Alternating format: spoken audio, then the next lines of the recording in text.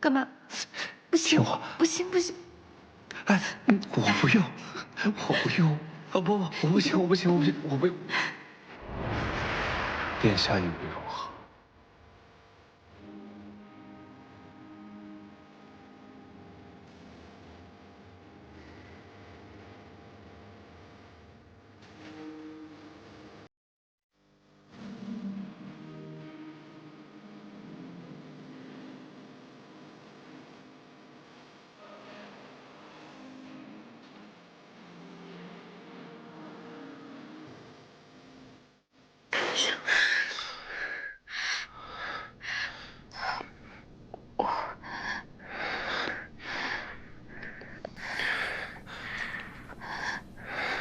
微臣听闻，苏大人向殿下求过亲。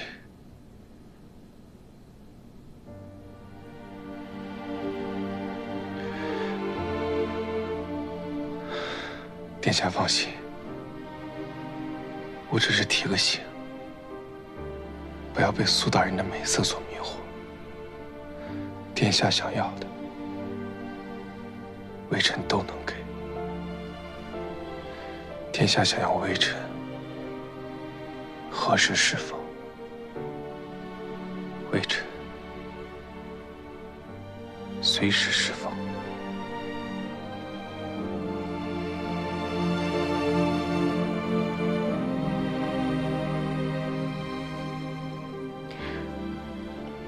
我知道了，知道了。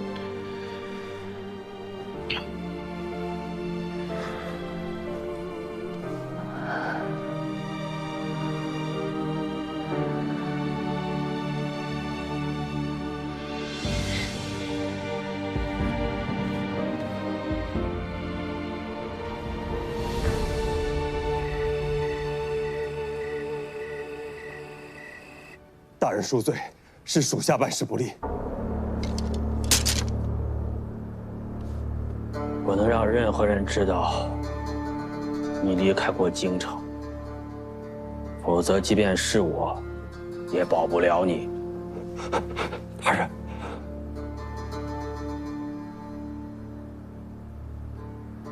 是。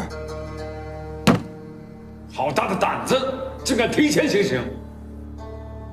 他们这是在逼朕动手。刘文轩这把刀也算磨得差不多了，朕就拿你们试试。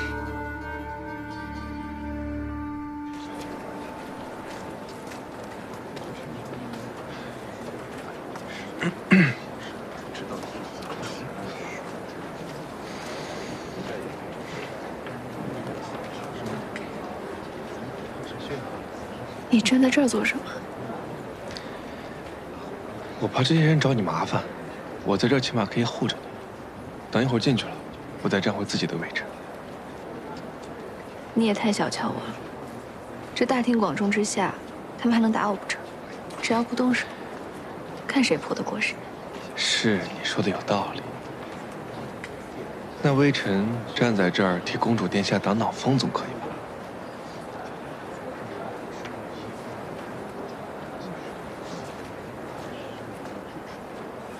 殿下，裴公子，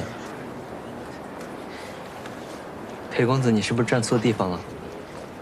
你不应该在那边吗？苏大人，我身为驸马，站在公主殿下身旁，有何不妥吗？入殿。明月，朕让你查的案子查得怎么样了？启禀父皇，秦氏一案基本已厘清。此案源于兵部，兵部保管行军日志不力，致使日志缺页。一官员无意中发现黄平县此战不似平常，便随口说了出去。而后便有好心人到温平温御史处检举了秦氏，温御史便与刑部崔淑云崔侍郎联合查案。可这二人在查案过程中玩忽职守，以致错办冤案。如今秦氏沉冤得雪，还望父皇重罚兵部郎中王熙、御史台温平、刑部崔淑云以及其他相关涉案人员。除了秦氏案，秦氏案所涉及的军饷一事，儿臣也已做了梳理，相关涉案人员名单也一并奉上，恳请父皇允许儿臣彻查。办得好。你们看看，当初朕要设立督察司，你们拦着不让，说平越年轻，成不了事。如今这案子办得如何？朕以为办得极好，查得清清楚楚，毫无半点纰漏。要不是平越，朕都不知道诸位大臣竟有如此大的本事。启禀陛下，老臣以为幸得天恩垂怜，着平越殿下监督群臣，收效甚大。我上官家已经开始内查，一定择日将上官家参与此事的人清理干净。此等行径绝非我上官家族想看到的，即便只是个别人的腐败啊！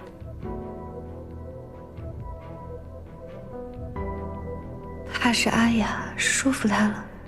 如此说来，这督察司很有设立的必要了。既如此，设立督察司一事，众爱卿没有异议了吧？老臣没有异议。那好，就这么定了。从今日起，平越正式掌管督察司，督察司的一切事务可直接呈报给朕，不必经过2相6部。平越，你可亲自挑选组建督察司的内部人员，拨城北明上校场作为督察司的官署。户部将督察司的建制做个预算，报给平越。是，陛下。每年不得少于3万两。陛下，不知这是否太多了些？近来用钱的地方多，殿下还要用这么多，这3万两都拿不出来吗？你户部每年收缴的税赋有几千万两，如今3万两都拿不出来，你是怎么做事的？平越，朕可是为了你设立了督察司，日后你要好好替朕分忧。是，父皇。那秦氏案和军饷案，秦氏案和军饷案一并交由督察司处理。另外，督察司既已建制，朕再帮你找个副手。副手，这么大的权力交到你手里，总得有个人辅佐你。就苏家大公子苏荣华吧。苏大公子曾是肃王的老师，又是世家子弟，必然会定睛天下。安插进一个苏家的人，也算是给世家一个交代。就这样吧，让中书省拟旨，平越自己挑个日子，尽快将督察司组建起来吧。是，父皇。父皇怕是对我们生了嫌隙。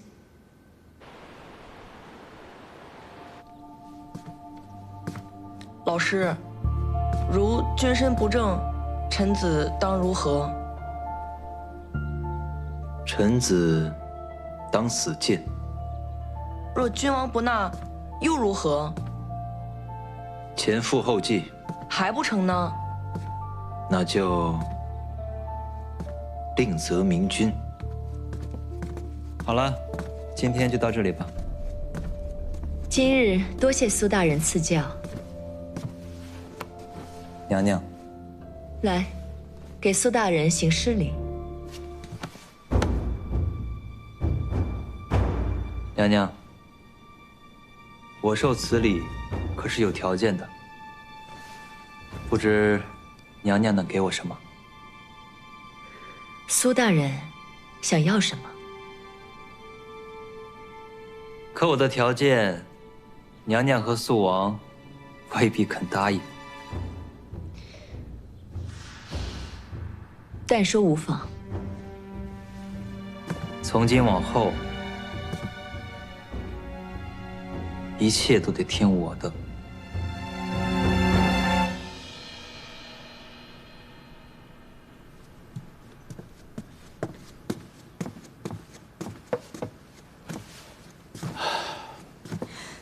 见过殿下。都是在自己家里，舅舅不必拘于这些虚礼。请坐。谢殿下。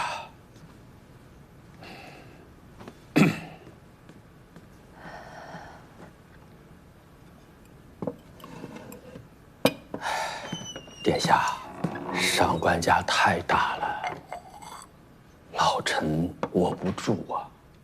如今犯了错，老臣赶过来是想请求殿下，秦家的案子就到此为止吧。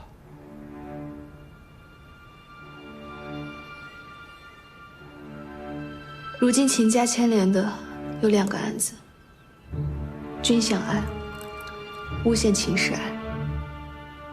不知舅舅这2个案子都知道多少？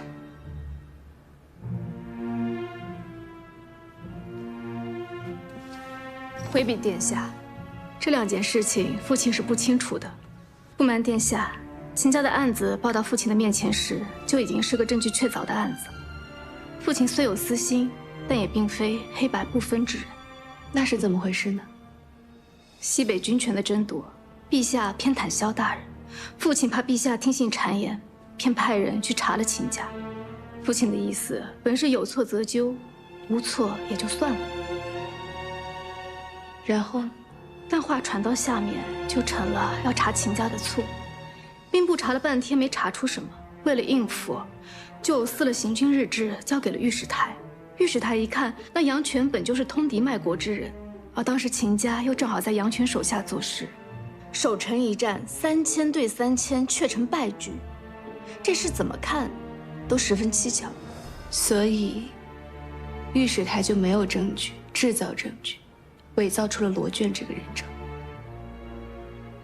其实罗卷的口供到了刑部，也不足以定秦家的罪。但刑部以为父亲要彻查秦家，而秦家看起来又十分罪有应得，于是刑部又加了一项证据：搜查之时放了黄金和伪造的信件在秦家，同罗卷的口供一起，形成了完整的证据线索。而舅舅又觉得父皇此次太过，便想给父皇一个警告，就决定将这个大案办了下去。等我开始查之后，他们又开始慌，拼命的想要遮掩罪责，而舅舅也觉得我是被人利用，受人蒙蔽了，是吗？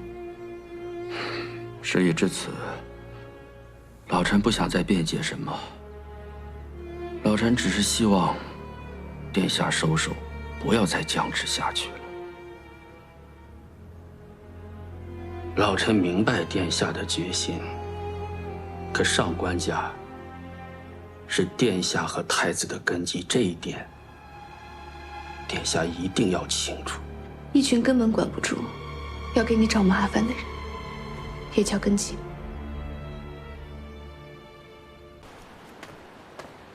哎呀，哟，你们一会儿把东西就放到那边啊。童大哥，哎，进来。你有没有发现一个事儿？这次驸马回来，他和殿下的关系进入了一大截。那是自然。哎，你都看出来了？可不嘛！我跟你说，昨天晚上咱们大人，同学大哥进来，我想跟公主当面道个谢。你看见她了吗？他们为什么如此敢当？就是因为知道您会护着他们，所以他们才敢诬陷忠烈之臣，才敢私吞军饷。老臣若不护着他们，殿下以为老臣又算得了什么？陛下将这督察司交给你，你又以为你仰仗的是什么？你我什么都不是。无论老臣还是殿下，门阀倾轧之下，只不过都是些蝼蚁罢了。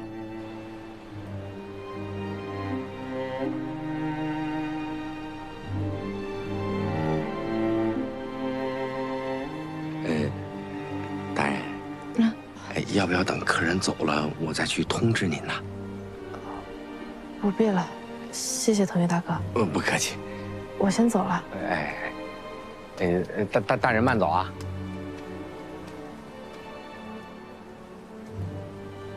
您是一国宰辅，我是长公主，您与我都有改变这规则的能力，只是您不愿意。您一心想要维持眼下的局面，不愿打破这份平衡，就是希望陛下与你们互相博弈着，然后呢，看着上官家日复一日的腐烂而不作为吗？大夏自开朝以来，历经4代君王，建国已近100年，西北有战乱骚扰，内部又时有天灾，它已经不是一个开国的新朝了，容不得你们如此折腾。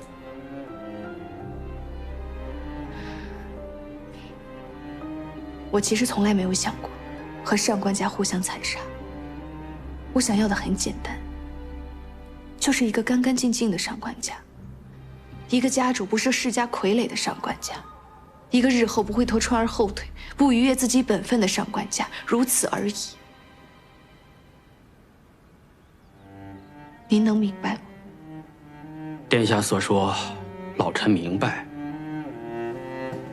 只是老臣力不能及。您若不行，别人呢？上官雅呢？若让上官家彻彻底底掌握在你手里，你行吗？殿下放心，上官家不会让督察司出手的。今日回去之后，从华泾到幽州，整个上官家全族自查。若此次自查顺利，太子日后便无后患；若自查不顺，父亲，您就叫女儿处理了，也算给族人一个交代。您仍旧是上官家的家主。父亲，您意下如何？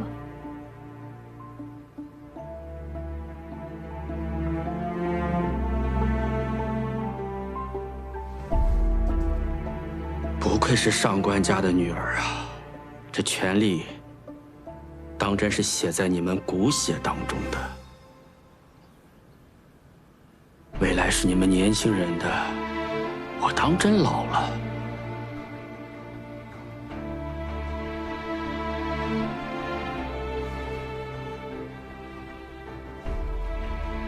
老了，真的老了。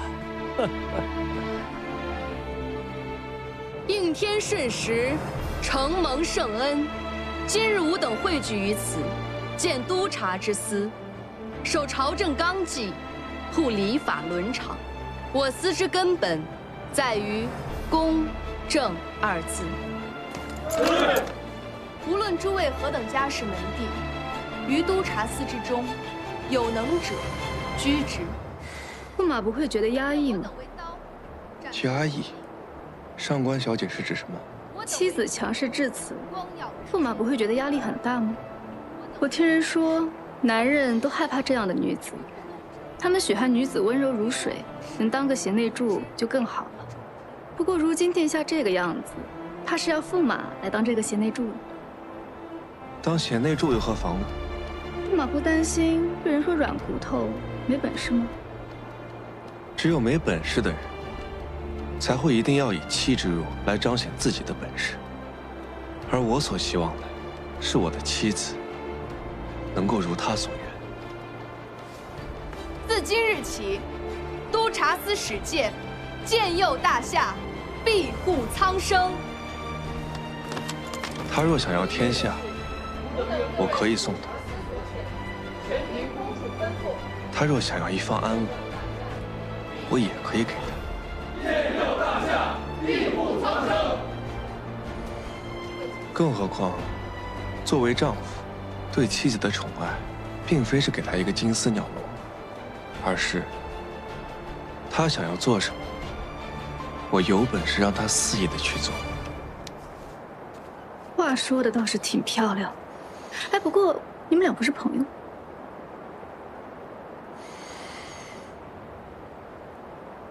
看来驸马的朋友之路还长得很呢。那可不一定。荀川，在。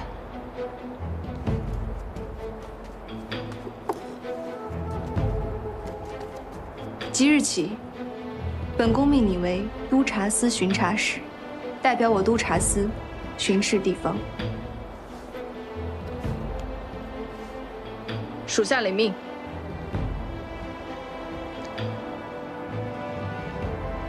而且，若您不介意，我们可以再请您喝一次我们的喜酒，应该不会太久。那我可等着了。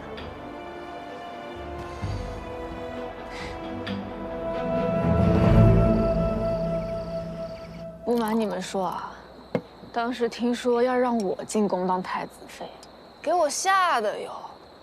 哎，我心里想，完了呀，我这辈子完了呀。哎，你们看我那姑姑，当了一辈子的皇后，多可怜呐！你说这权势大吧，那能有什么用？我好好的当我的上官家的大小姐，什么好吃的吃不到，什么酒喝不到。这要是进了宫，和朋友爬个山、钓个鱼、打个马球都不行。你们说，我这进宫活着有什么意义啊？啊，我就进去看人家花式磕头啊！哎，你们说对不对？有道理。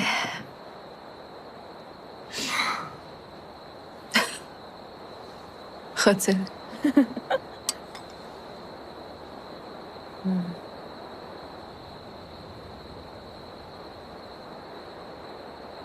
就要走了。就不特意同殿下告别了。就是不知道你这一走，咱们再见是什么时候。卑职在外，会好好为殿下办事的。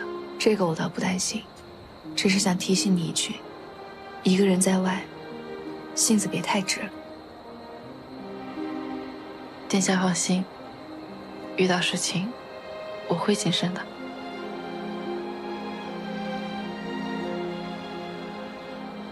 其实，秦真真死了，也未必不是件好事。跟随殿下的这些日子，寻川过得很开心。这杯酒，我敬殿下，谢殿下救命之恩。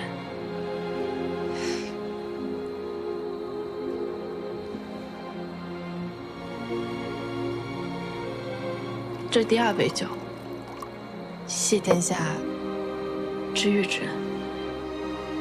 遇见殿下，寻川才知女子天地广阔，本也有另外一种活法。我知道，殿下心中有殿下想要的世界，那也是寻川心中寻川想要的世界。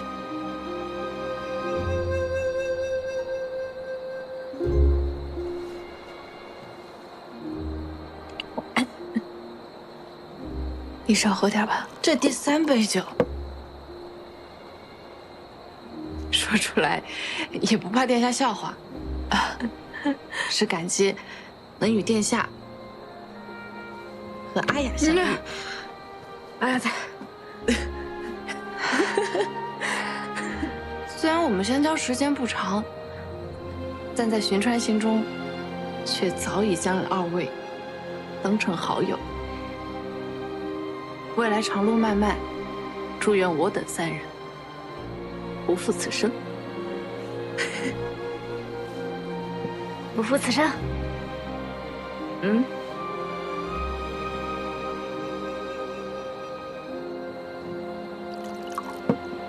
不负此生。干杯！干杯！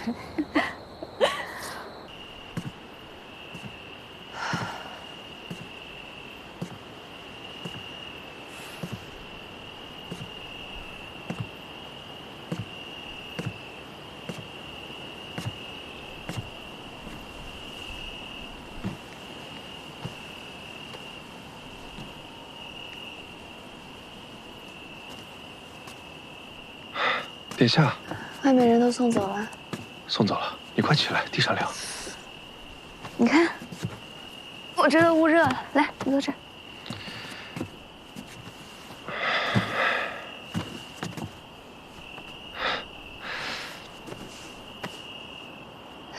想什么呢？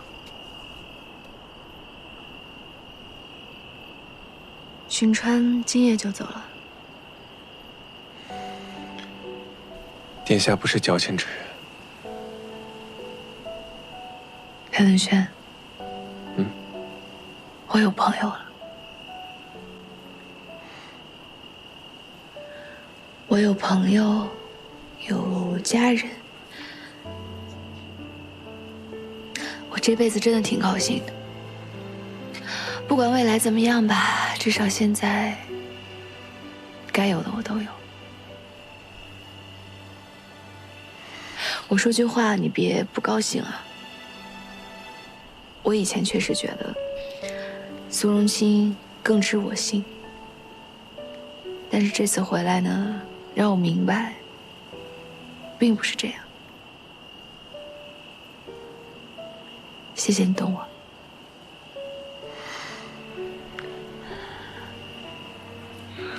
你会一直在我身边的，对吧？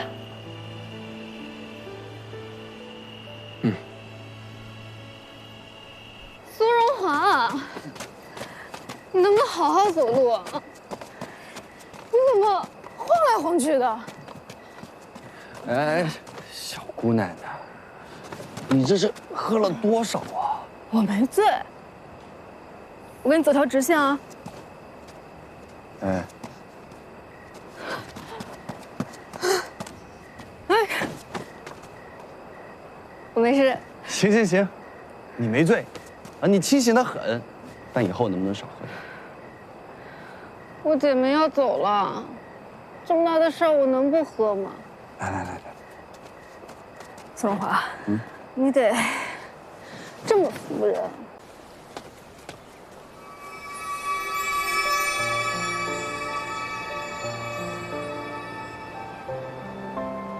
荣清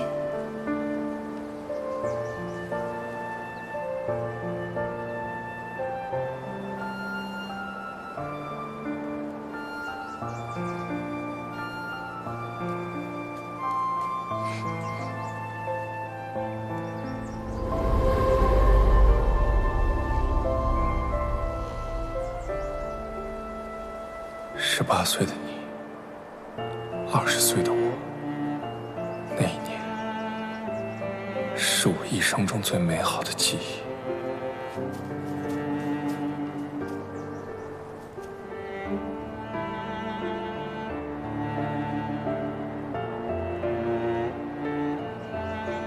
从今日起，苏荣清乃长公主府的客卿，尔当以礼相待。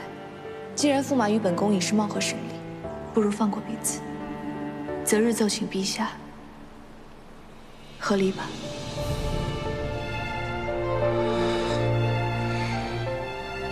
你最好的盟友只能是我，和离，除非我死。如果这是梦，那到底什么变了？什么没变？从前驸马人选中，并无苏荣清。微臣苏荣清见过公主殿下。微臣苏荣清见过公主殿下。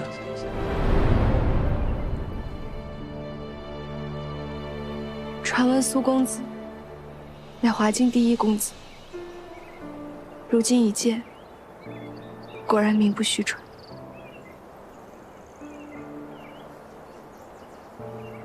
公主过誉了，承蒙诸位抬爱，只不过是玩笑之语罢了。怎么是玩笑呢？本宫今日一见公子，便觉气质非凡。公子若说第二，华经怕是没人敢说第一了。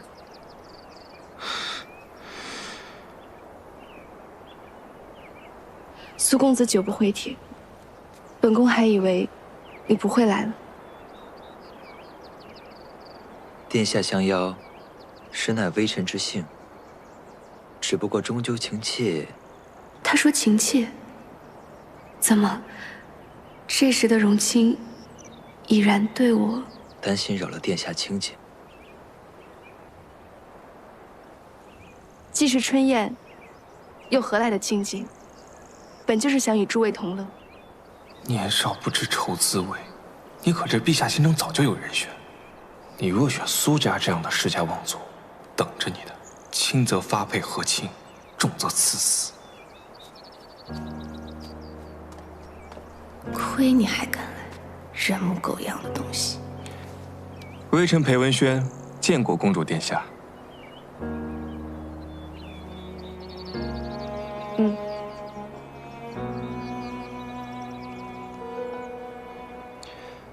臣裴文轩祝平越公主殿下，岁如皎月，面若春华。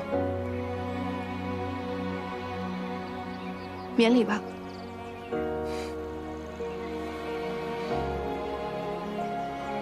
多谢苏公子赏光，不如我们内听一叙。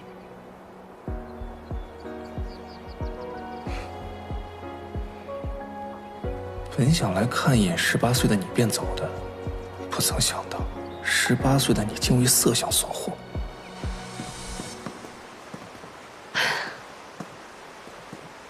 荣清，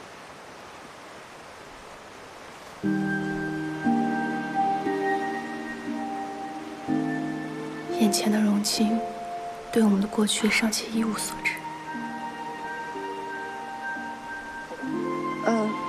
我见苏公子袖口有虫子，已经飞走了。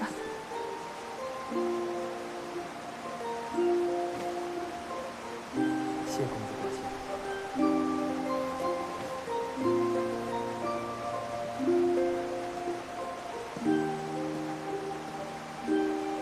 苏公子，你可知本宫办此春宴，其实另有目的。年少的荣清，竟这样害羞，那是碍于身份，我们接触的甚少，未曾想如此别有情致。苏公子似乎有些紧张。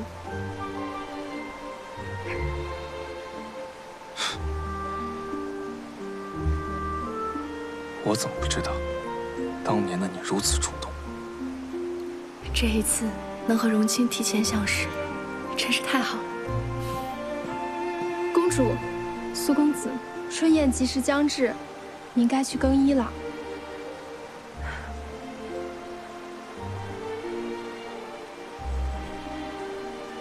那请苏公子到园中稍后，我更衣便来。是，殿下。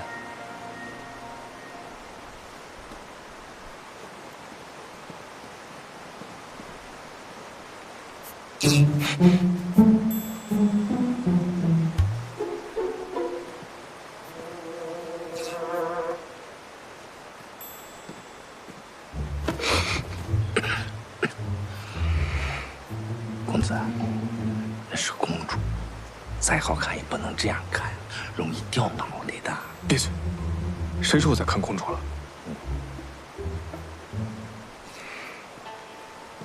难道你仰慕的是苏公子？滚！哎，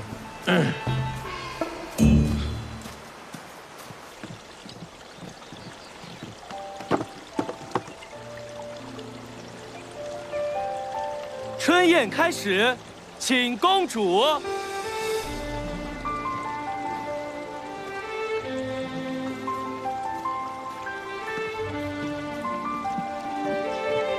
见过公主殿下，公主殿下千岁。诸位免礼。谢殿下。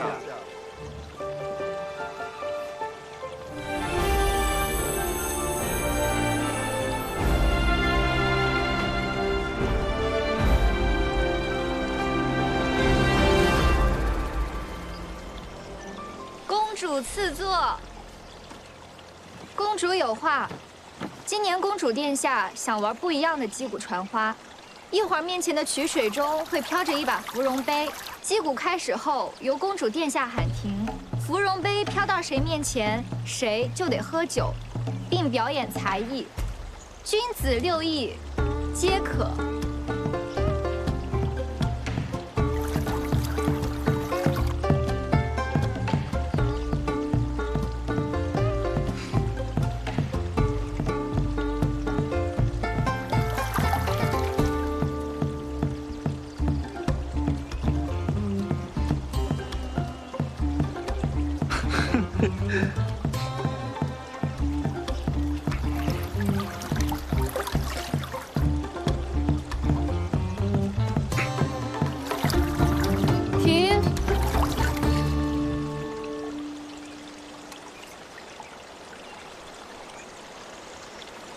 卢公子有何才艺？我擅长，我擅长吃鸡蛋。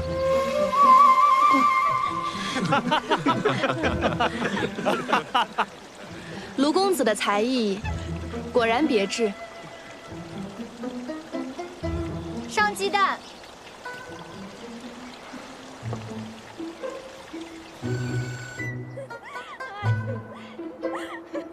笑死人了！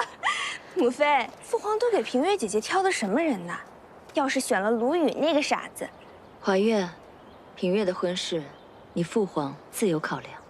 她若嫁了个傻子，我真怕我见着她就忍不住笑出来。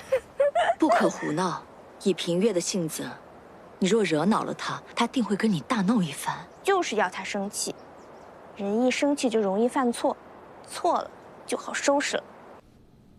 陛下，这些都是加急的折子，里面要么是向平月公主求婚的，要么就是边关的，请您批示。是杨家在西北边关来要军饷了吧？上一次是什么时候？回陛下，不足1月。哼，这些个世家均有封地，这一打仗了，全都管朕来要银子，这折子不看也罢。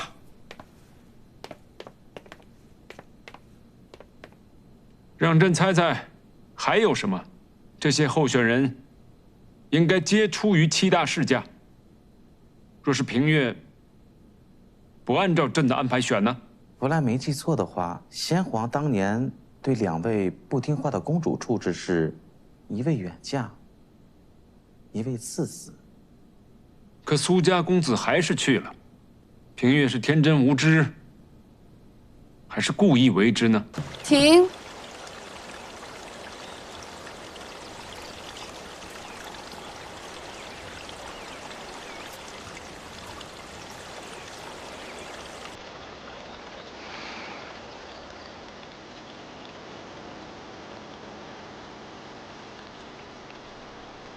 请弓箭。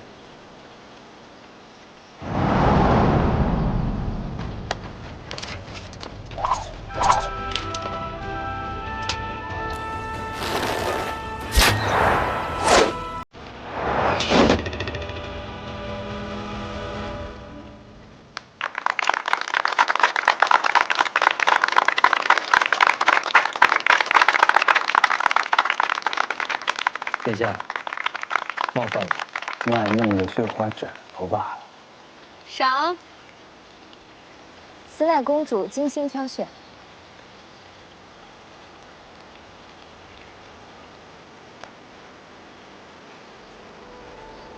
谢殿下。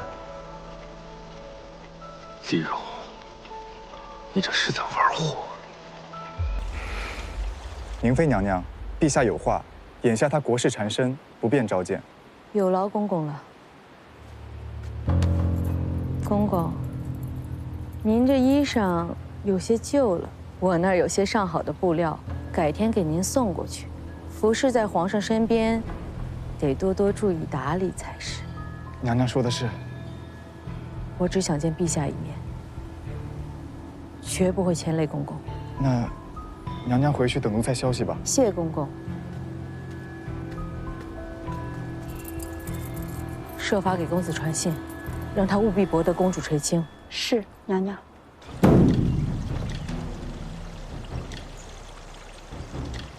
有辱斯文也就罢了，这跟花间那些卖肉的小官有何区别？